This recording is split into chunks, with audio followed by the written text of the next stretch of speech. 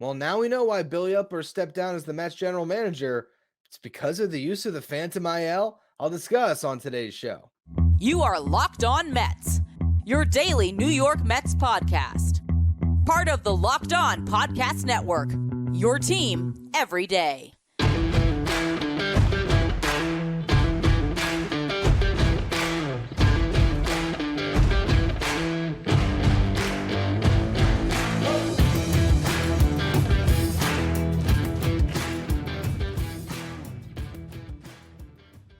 Hello to all you amazing Mets fans. You're watching Locked On Mets, part of the Locked On Podcast Network, your team every day.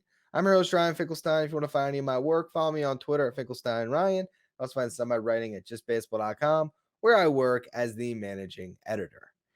Now, I recorded a show that went up yesterday about Billy Eppler and why he stepped down as the Mets general manager. More, not why, but reacting to the fact that he stepped down as the Mets general manager. It was confusing. It came out of left field. What happened? Now we know.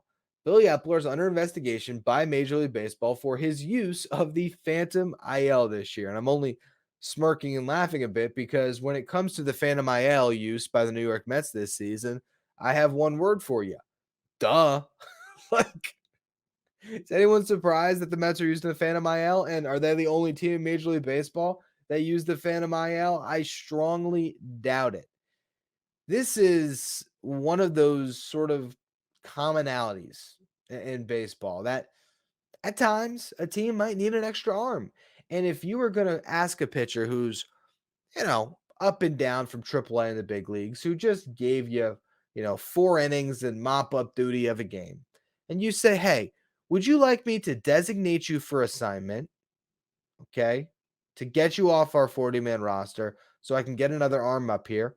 Or do you want to say that you have, shoulder soreness and collect a big league check, get extra service time, go on the IL, and then, hey, we'll bring you back in 10 days?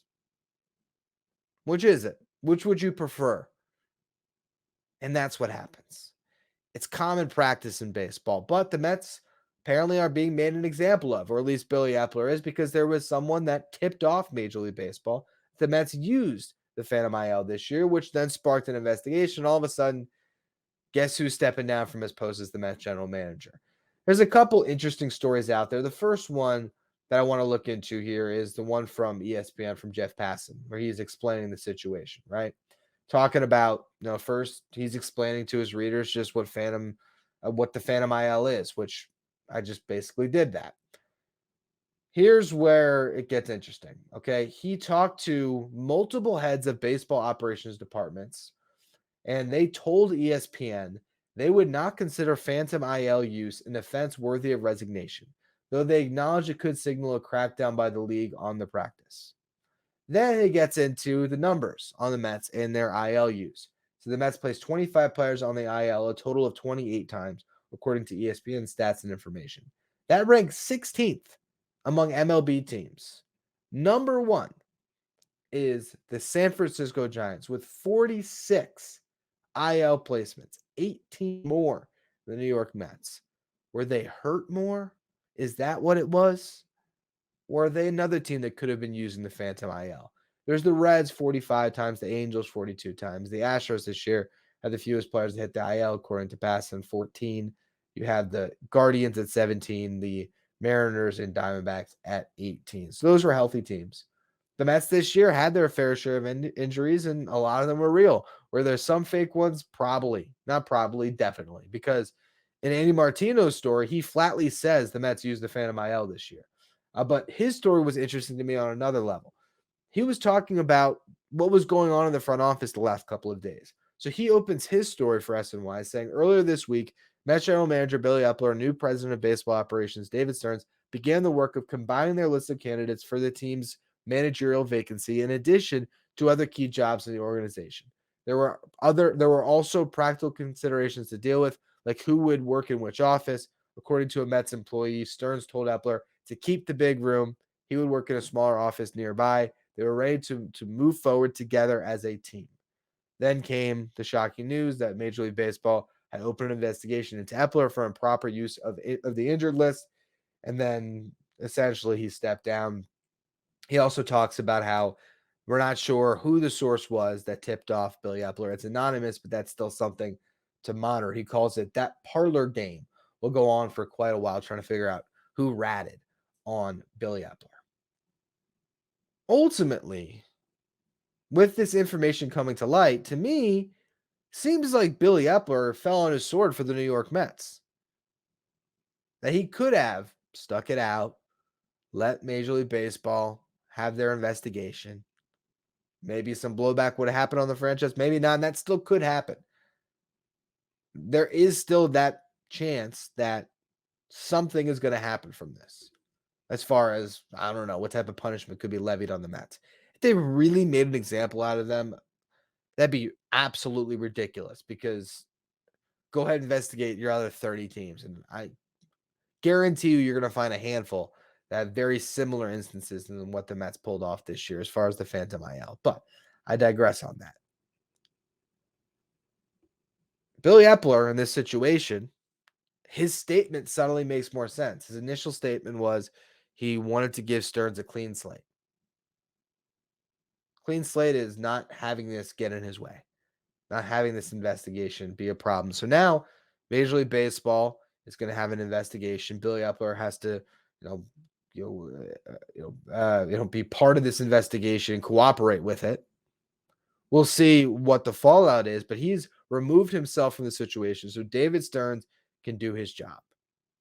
And to me, that's pretty admirable from Eppler to not, force the issue, stick around. I don't know what the, terms of his contract are now. Did he just walk away from the final 2 years of his deal? Is there some type of settlement that'll happen where, he'll still get some compensation for walking away? Who knows? But the bottom line here is Eppler could have stuck it out, and his plan was to remain. This was not, I did the whole show yesterday that, I published on YouTube. For the audio audience, I was able to switch out the first segment to include this information because that was scheduled for a Friday release. But again, I posted a podcast reacting to this on YouTube at 4:00, something like that yesterday. Maybe came up at 5. But the bottom line is, in that episode, I was wondering, like, where did this come from? Because Billy Eppler, up to this point, seemed like he was going to stick around and be a big part of the front office. Now we get it. Now we understand why he stepped down. And it's not for any of these other reasons that we thought it could be. And so all of a sudden, it's just an unfortunate situation for Eppler that somebody ratted on him. And now he's got to deal with this. But moving forward, how is this going to impact the Mets? That's what I want to get into a little bit in the next segment. And who could have possibly been the one to tattletale Billy Eppler? So we'll get to all of that in a second. All right, let's go through this now. Who told on Billy Eppler? Let's start there. I think that's the funnier conversation to have. It is interesting that this came out a day after the Billy Eppler, Buck Showalter, Daniel Vogelbach story.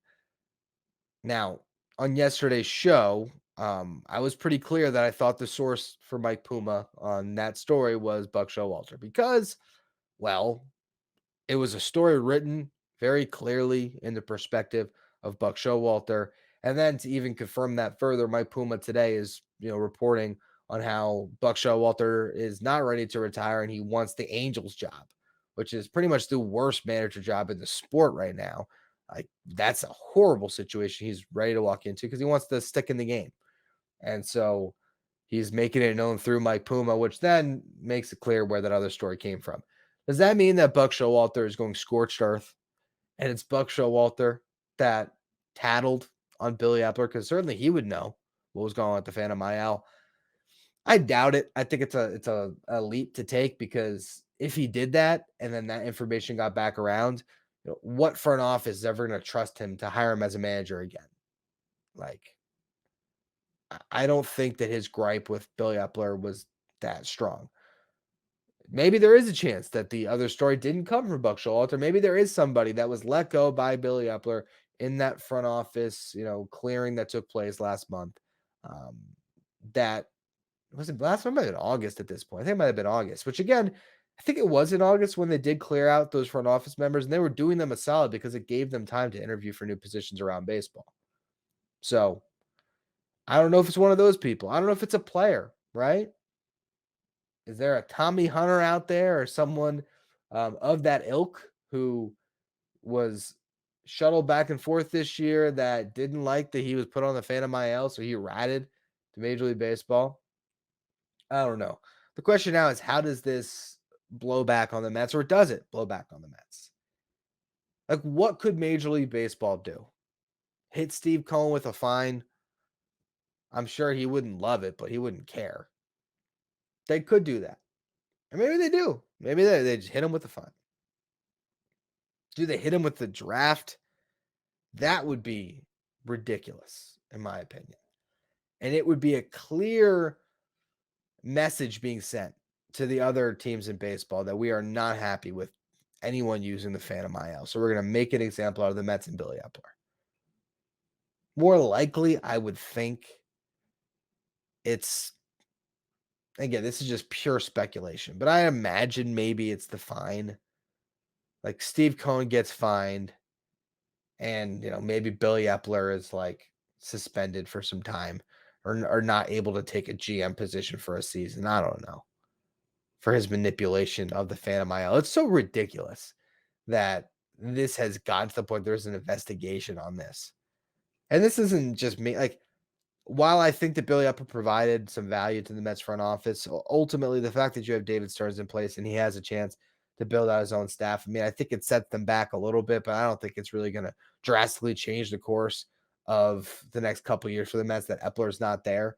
So I'm not sitting here just from sour grapes as a Mets fan saying, "Oh, I cannot believe that we don't have Billy Eppler as the GM anymore." It's not that, but it's just ridiculous that this is even a story.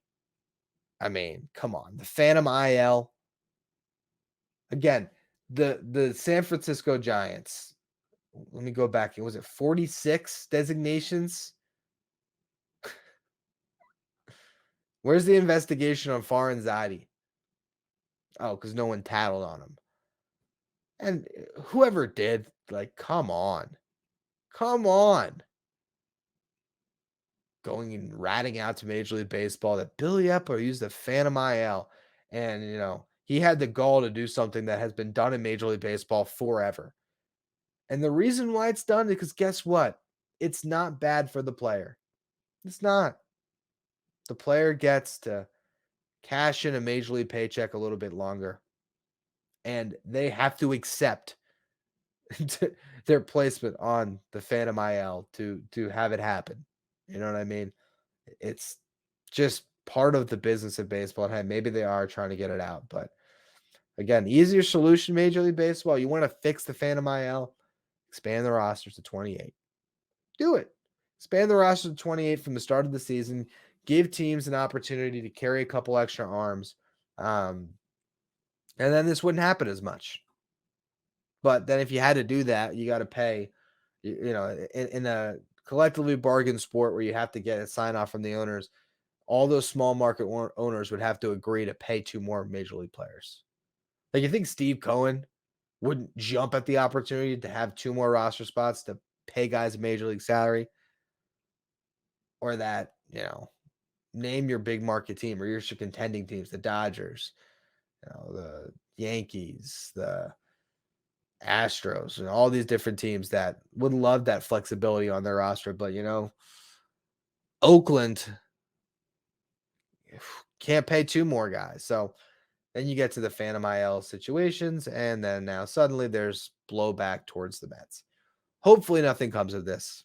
I'll be interested to see what other details come out from this story over the weekend, but figured for the YouTube audience who listened to yesterday's show, that's maybe listening to it today or listened to it today, that was wondering why I didn't address it, I figured I'd do a YouTube exclusive where you all could get my take on it since I couldn't include it initially.